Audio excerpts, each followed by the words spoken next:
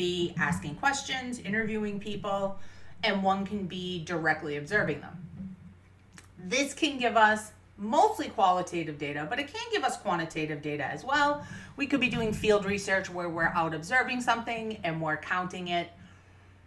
Often in field research, we don't have a precisely defined hypothesis that we're testing. We're using field research to make sense of an ongoing process. Now, one thing that's important to think about, to know about qualitative research is that it's giving us a comprehensive perspective, okay? We're gonna go directly to some phenomenon, we're gonna observe it as completely as possible. And this enhances validity. It's really good for topics that are best understood by observing them in their natural habitat.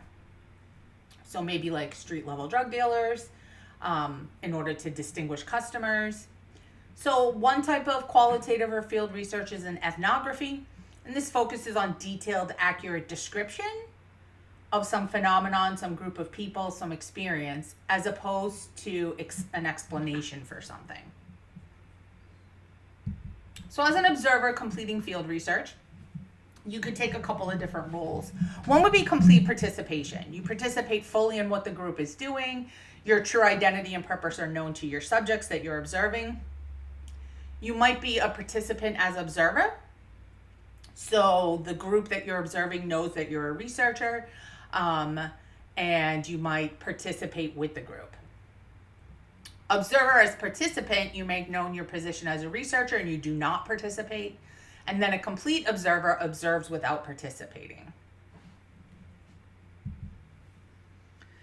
So probability sampling is rarely used in field research. It's not really appropriate and it would be pretty difficult to do. Generally, what's happening here is your sample is purposive, okay? We want to keep in mind a couple of things about sampling here. So first of all, we want to start by thinking about how available are the situations that we want to observe. And of those situations that are available to be observed, how accurately do they represent the phenomenon we're trying to study? Are our observations within those situations representative of all observations?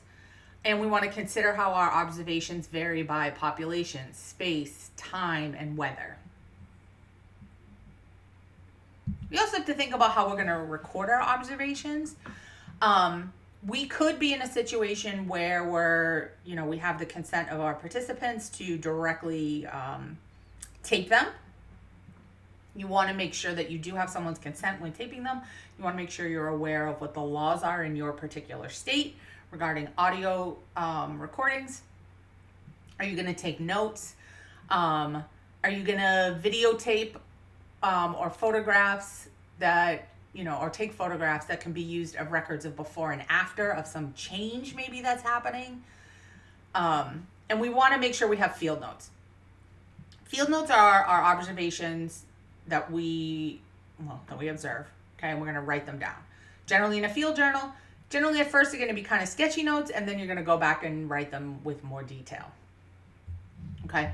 Now, if you're not recording somebody, which often you won't be, you want to make sure that after your interactions, after your observations, you have some time to sit down and record these things while they're fresh in your mind. Otherwise, if you're recording them after the fact or too far after the fact, then we don't know how valid those observations will be. You might also have structured observations. Maybe you have certain things you're looking for and you're kind of checking them off like a tick box. Maybe you're looking to see how many cars pass a particular intersection during a particular time period, and so you're just kind of tallying those as you go. Now, it can be useful to take these observations, right, and combine them with other data that might already exist. So Baltimore, they did this study of the effects of neighborhood physical characteristics on residents' perceptions of crime. So the perceptions are gathered through surveys, right? And then physical problems are done by observations. You could go out, right? You can actually look at what sort of physical damage or graffiti or whatever is in a neighborhood. You could combine this with crime data that's been collected, or crime reports from police records. Baumar and Rosenbaum did a study in 1982 about shoplifting. They wanted to figure out how common shoplifting is. And they also wanted to know how effective store security was in identifying shoplifters. So how are we going to get accurate counts of shoplifting?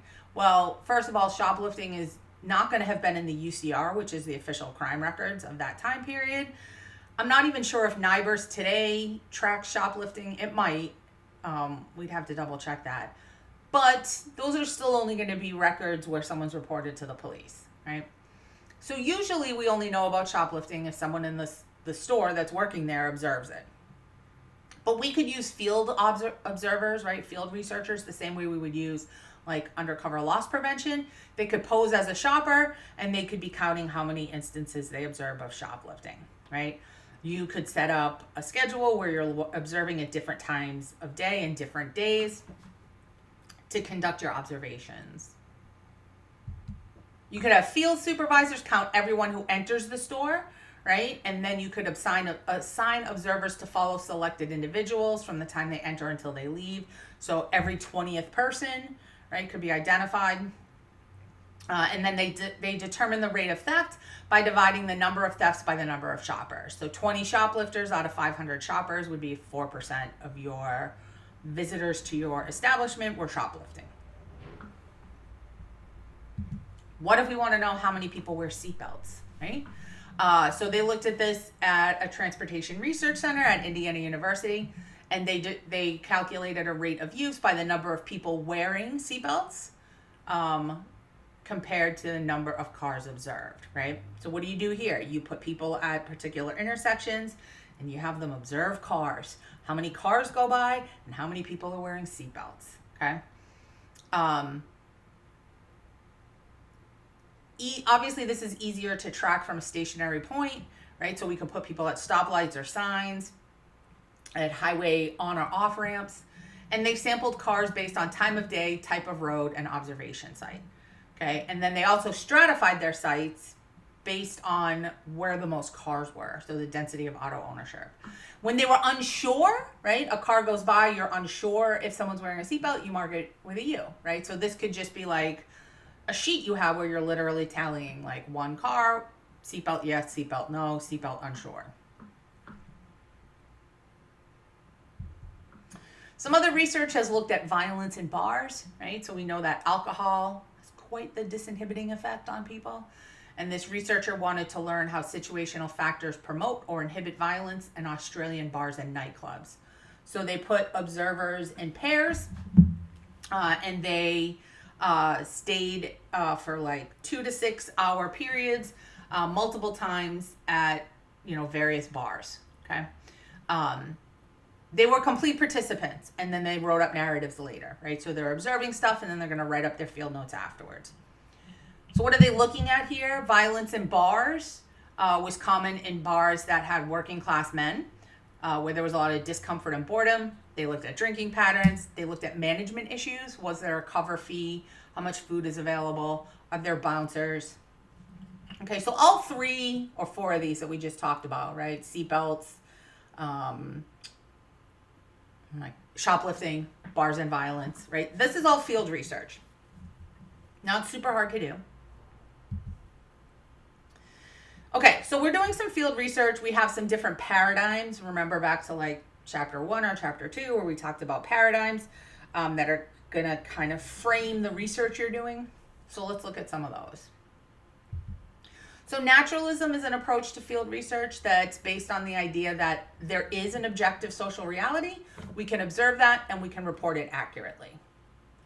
And ethnography, we talked about a couple minutes ago, that's a report on social life. It focuses on detailed, accurate descriptions. It's not trying to explain things. And institutional ethnography is where the personal experiences of individuals are used to look at power relationships and characteristics of an institution. Okay, so maybe you were going to study like a particular college. An ethnomethodology is an approach to the study of social life that focuses on the discovery of implicit, unspoken assumptions. Grounded theory is probably the one that I've seen the most. I don't know if statistically it's actually the most common, but I've seen this in quite a few studies.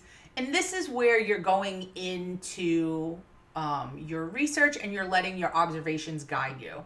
Okay, so this is an inductive approach. We're going to try to generate a theory from looking at our observations. Okay, we want to think conservatively, not politically conservatively, but like conservatively.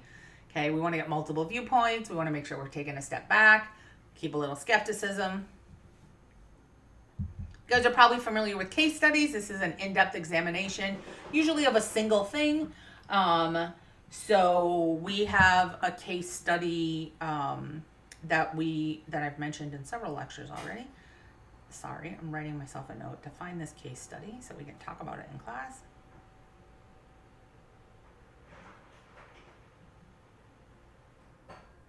Okay.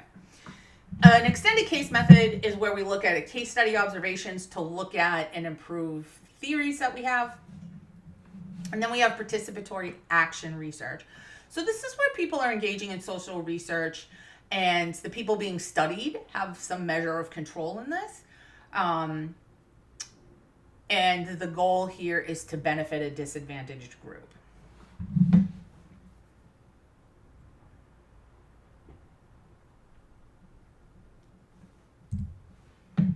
Okay, so when we're going to conduct some research, what do we have to do? Well, like with all research, we have to be familiar with what's the current literature in the field, okay? We want to make sure we're discussing our plans with others in that area. We want to identify and meet with informants when that is appropriate. And we want to remember that our first impressions are going to be really important here. And we need to establish rapport, an open, trusting relationship between the researchers and the people that we're observing. We also want to think about all of our ethical considerations. When we're doing a qualitative interview, it's a little different than a survey, right? In a survey, we have specific questions that we're asking. And a qualitative interview is more a set of topics that we want to discuss in depth, right? So think about a survey. A lot of questions on a survey can be answered quickly, whereas a qualitative interview is going to be a little bit more in depth. So it's really important that we establish some rapport, right? How do we achieve that? Right? So this is going to require some social skills and some practice. And this is why it's often good when doing or becoming a researcher yourself to first do some research with other people so that you can benefit from their expertise, right? So we want to figure out how we're going to explain our research purpose, and we want to do it in a non-threatening way. So we want to say that I'm here to learn about you. I'm not here to judge you. I'm not here to cause problems for you. Right? How can we do this well? Well, just like building rapport anywhere, and human service and psych folks, I think you probably have spent some time in your classes talking about building rapport, right? Because it's really necessary for your fields.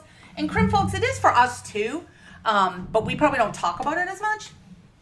But think about people that it's been easy for you to build a relationship with or build rapport with, right? And you all know some people who are good at this.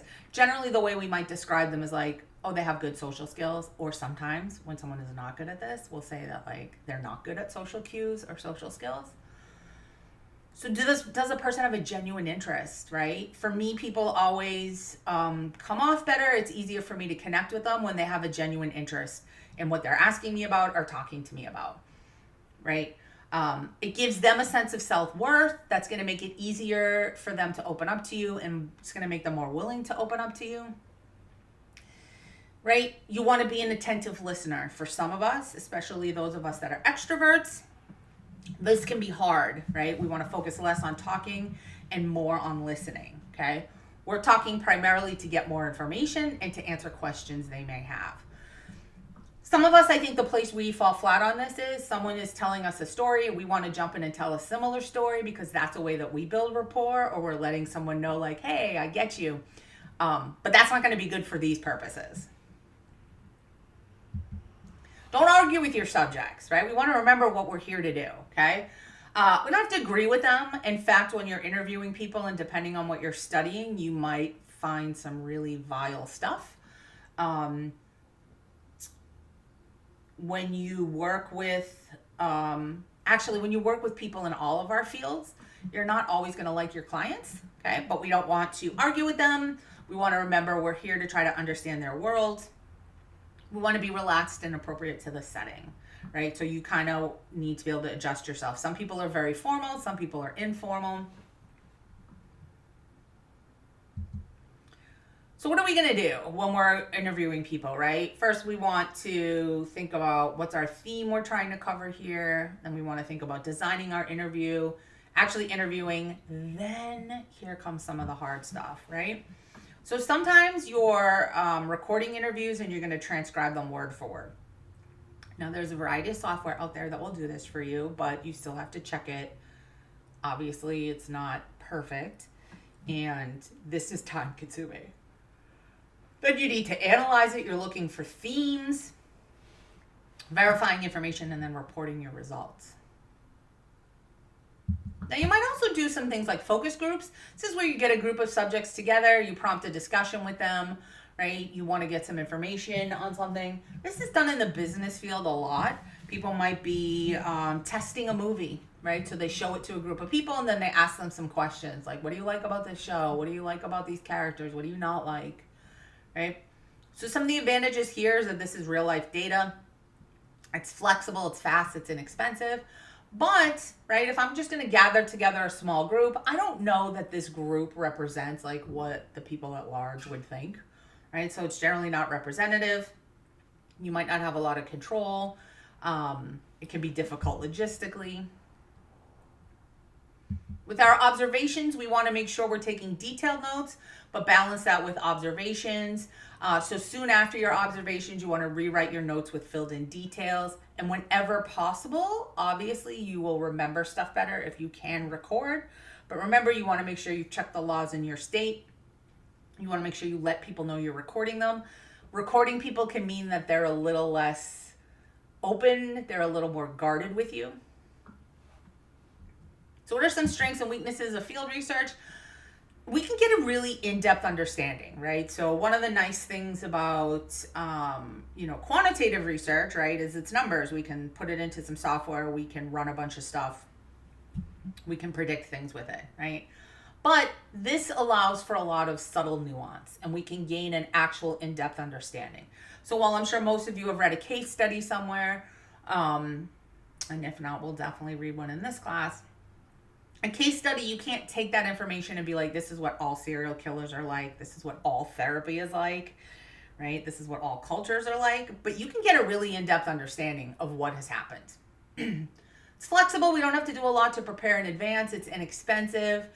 For some types of things that we want to observe or study, this is a more appropriate method. It's got a lot of validity, but it's low in reliability because it's often very personal. And it can be very difficult to generalize. So generally when you get to the limitation section of any journal article, right, for almost every qualitative study, it's going to tell you how one of the limitations is that it can't be generalized. That's okay. Qualitative research is not supposed to be generalizable. Now, in the CRIM field, CJ folks, we sort of have a bias against this research. There's a lot of journals that will say they publish qualitative, but then they will reject articles saying this isn't generalizable. But they're not supposed to be generalizable. We're not drawing probability samples,